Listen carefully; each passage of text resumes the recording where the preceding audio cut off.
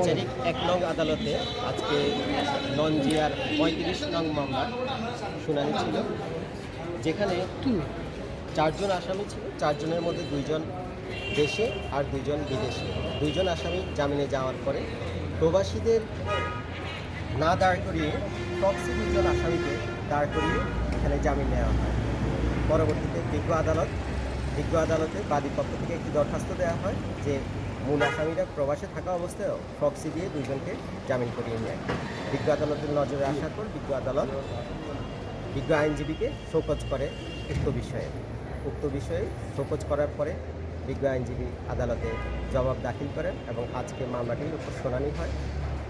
বিজ্ঞ আইনজীবীকে অত্র মামলায় একটি মুসলেকা দেওয়ার জন্য আদালত নির্দেশ দিয়েছেন এবং অন্য যে আসামি প্রক্সি দিয়েছে তাদের প্রত্যেককে আগামী ধার্য তারিখে আদালতে হাজির করার জন্য নির্দেশ দিয়েছেন। একজন আইনজীবী যখন আদালতে দরখাস্ত দাখিল করে তখন উনি এই দরখাস্তের রিপ্রেজেন্ট করে আদালতে। ওখানে যে লেখা থাকে সেগুলো ওনারই লেখা বলে ধরে নিতে হয়, কারণ তিনি সেখানে দরখাস্ত স্বাক্ষর করেছেন। সেই সাথে উনি বেল বন্ডে সই করেন এবং জামিনদার শনাক্ত করেন। এই সব কিছুই কিন্তু একজন আইনজীবী করে থাকেন। সব কিছুই আদালতে উনি জবাব দিয়েছেন। বিজ্ঞ আদালত পরবর্তী ধার্য তারিখে পূর্ণাঙ্গ আদেশ দেবেন এই বিষয়ে। না, ওই ফক্সি যারা দিছে তাই ওই আসামিগুলোকে ছিলেন আজকে? যারা প্রক্সি হিসাবে দাঁড়িয়েছিলেন আদালতে তারা আজকে ছিল না।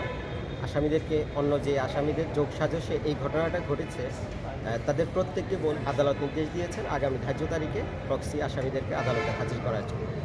এটিকে নতুন করে কোনো মামলা হওয়ার নির্দেশনা দিয়েছেন যে সদর কোর্টে?